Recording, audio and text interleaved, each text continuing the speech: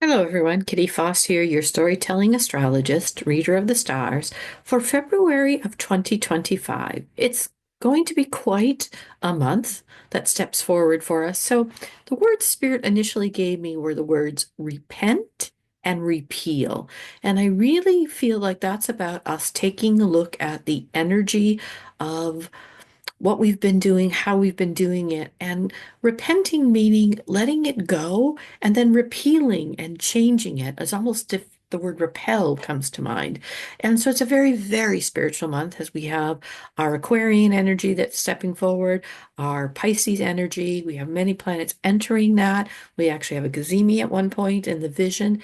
And the month kicks off that way, really having us focus that Piscean energy, which is all about illusions, delusions, but it's also about our dreams and our imagination. And what part of that flow, that frequency, do you yourself tap into? Again, repent and repeal. What is it I've been doing that isn't aligning with what I needed to do? And then repeal that behavior. Part of this is our North Node placement now that is also in Pisces, wanting us to step into that very spiritual energy and moving away from patterns, that Virgo South Node, that even though it's about our patterns, our smaller pieces, what are those pieces we've carried from beliefs that we released last year with our Libra South Node that didn't serve us, and finding those patterns and getting them out, understanding that sometimes our beliefs get hidden in the patterns we've accepted as the way of being. And that's really very much the energy that steps forth. It's about jumping off with trust and being totally your own as you're in this flow, this energetic flow. There may be pieces that come at you, and you're here to remove them. This is to practice how to hold peace and calm in the midst of what is seemingly this very understated wild energy. The word that has come to me via a friend, because I was trying to, I don't like to use the word crazy or even wild because there's a lot of emotional attachment to it. The word that she heard and makes perfect sense is the word frenetic. And frenetic means fast, energetic, and uncontrolled. And it is not marked by excitement, disorder, or anxiety.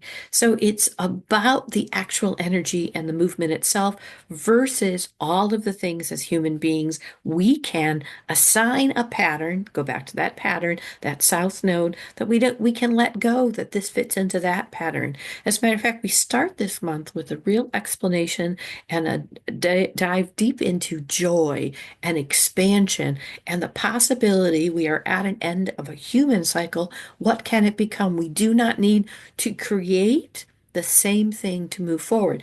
Now, we have a lot of people digging their heels in, trying to force the creation of what has always been. And we have the ability, by tapping into our own magic, our own calm, to build that bigger energy to be tapped into.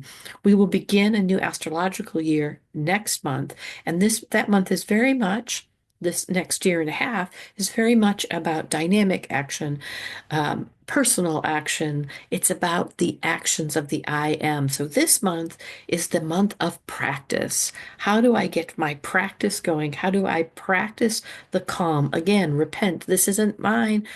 I'm repenting that I've been doing this, and now I'm going to repeal this behavior and create what it is I am tapping into. I am creating the magic. I am magnifying so that the collective continually has the ability to tap into a different version, a different understanding of who we are. And it's going to take action. It's going to take action at a very practical level in front of us, and it's going to take a lot of spiritual action. So let's get into the month.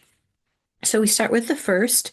with our Venus energy that is conjunct Neptune. And this is very exalted placement for both of them, allowing us to look into the relationship of taking care of others, of expanding. It's dreamy, worldly, spiritually, a higher joy. Again, practice how to hold this peace, this calm that is internal. It is very important who you surround yourself with as you tap into different flows. And then on the third, that Venus conjunction with Neptune-ish, the North Node joins, that North Node placement that really wants us to tap into our soul's higher purpose, our soul's growth spiritually. And we really are looking at flow. Again, not illusions or delusions, and not always do we know which they are. It's our dreams, our beliefs. Recently, from a movie, I learned evil has a beginning. So it also has an ending. And so again, what is it you are tapping into? You are creating as we take a look at. Know it's knowledge that you will have the ability to know what it is you need to know, KNOW, and what you need to know, let go, repel, get rid of. And so a lot of door opening, windows opening, fresh air coming in this month that steps forward. This is a switch to at that point too, we also have Venus on that day that will switch into the I am, into Aries, and it will be about dynamic action starting. Venus is about our beauty, our balance, and understanding that as we know something, that's when we take the action and giving ourselves the compassion along with others to get there.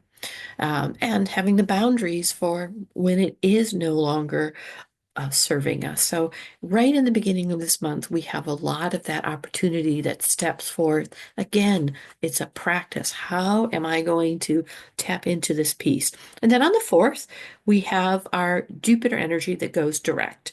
And Jupiter direct in Gemini is all about experiencing the communication, experiencing and expanding, because it's the planet of higher learning, that communication, that energy. So, one thing to know when Venus is conjunct our Neptune energy, that's like the higher expression of Venus, Neptune, about that's why it's so much about giving. And then as this Jupiter moves direct, we are expanding a process and how to experience things, how to communicate them. And that's the day that Venus then it has moved into Aries. So it's again that spark, something new, something that's setting us forth in how we are looking at balance and how we are looking at our experiences. And we're going to be able to expand it, trusting here that you will know what to do from your inner voice and your inner calm. Again, this is a month of practice. On the 9th, we have a Gazimi and that steps forward, and that's when there's a lot of daily energy and that's going to be in this aquarium. It's Aquarius, aquarium. Kind of going to feel like that a little bit. Where am I swimming to? It's the illumination of how to communicate and move forward that happens right around the 9th and the 10th. What do I do? How do I do this? Up to that point, I feel like there's something I should do. And there are things you can do. If you're in the United States, you could be calling your congressman. You can be using your voice in kindness and in peace and helping. It's also important, again, who you're listening to, um, what, knowing that things are being uncovered, that our perceptions have been driven to be off. So being very aware and not getting caught in the din of nothing is the truth. I'm going to have to go internally to figure out what resonates, what is the truth, what am I understanding, and what are your higher values that you're understanding, that you are working towards or working with. So it's understanding something with greater clarity that steps through in the 9th and the 10th, and understanding whatever I need to know, I will know. I will learn to trust and practice that inner peace, that calm. We have a full moon, the full moon in Leo, personal favorite of mine, just because I am a moon in Leo. And Leo's always about the player on the stage, the drama. It's that kind of energy. And since it's a full moon, it's about releasing the show off in us, releasing those things that have been caught in the drama, which is really easy to get to right now, and really looking that the sun is conjunct Mercury in how do I communicate what moves me forward.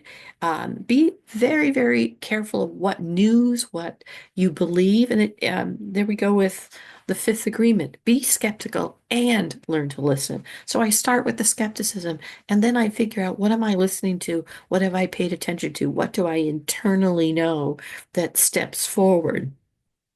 There is the full moon is in a square, an exact square with Uranus in Taurus. And so that's really Uranus is always about great awakening, but it always has a disruptive, a frenetic energy around it. I think I'll be using that more for Uranus, often called chaos.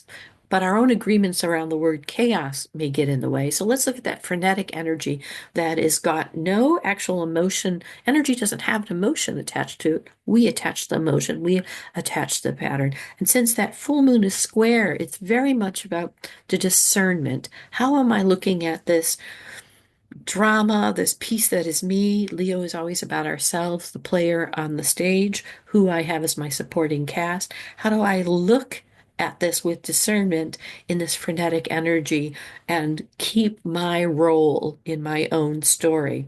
It is a rather disruption kind of energy, often expect the unexpected with Leo full moons. It can be shocking, it can be all of those things, but the shocking could be what you're willing to let go of, what you're willing to give forgiveness about, and what gratitude steps forward. So this is really kind of a period of time where a map will be laid out for you too as you take a look at it. Expect the unexpected, what moves us forward. And on the 14th, we have Mercury that enters Pisces. I'm only halfway through the month. And Mercury in Pisces is about the flow, is about the dream, is about that I'm not going to use lower, that denser expression of communication. How do I flow with it? And since we have this pivotal energy that is Mars every day, trying to figure out what do I nurture? How do I pivot and hold my story? Really, that's a place, a day we can ask for help when we are working with people that are willing to help us. Again, find people to help you keep your inner peace, your inner calm. Watching 15 hours of news probably isn't doing it, especially since we are very aware that the news is rather manipulative itself. So again, be skeptical and learn to listen. So, and then on the 18th, we have that sun that moves into that very spiritual placement of Pisces. Pisces is the last placement of the astrological year. It is about secrets coming forth, things being uncovered, how we do things in flow. And it is often called delusional or illusional. And I like the word illusion better because delusion is something I tell myself. Illusions might be something I've bought into in patterns, back to that south node in Virgo, in patterns that I am now ready to uncover and take a look at. And what moves us forth very interestingly that day with this is a Scorpion moon, particularly um, favorite placement of mine. We have a Scorpio moon that is asking us in a square with our Pluto energy. This is going to be around for most of that week. What is our vision? What are we transforming in our vision? And gives us with discernment the places to start.